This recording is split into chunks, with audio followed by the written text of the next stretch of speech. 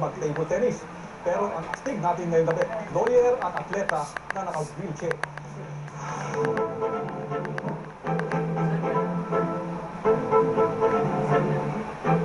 Kung titignan ang kanyang galaw, tila hindi sagabal sa paglalaro ni Atty. Jessica Siquijor ng table tennis. Ang kapansanan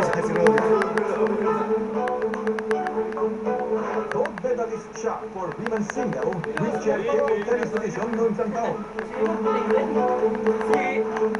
Si Olan! Lumaban siya sa Davao. Nakikinig siya sa lahat ng mga inuutos ko. Kung anong form, kung anong tactics, kung anong gusto may pagawa sa kanya, talagang ginagawa niya. So,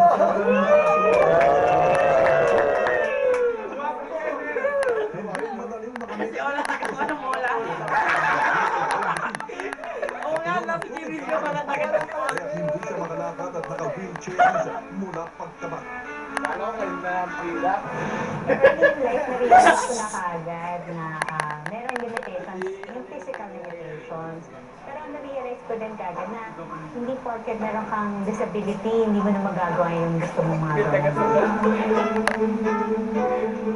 Naging abogado na rin siya ng Supreme Court of the Philippines at non-comelec. Sa ngayon, isa siyang Solicitor 1 sa Office of the Solicitor General.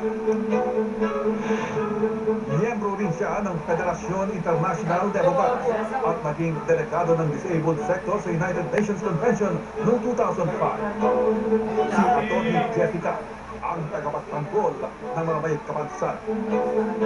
Pag may prejudice talaga yung ibang tao towards yung mga katulad namin na may kapansanan.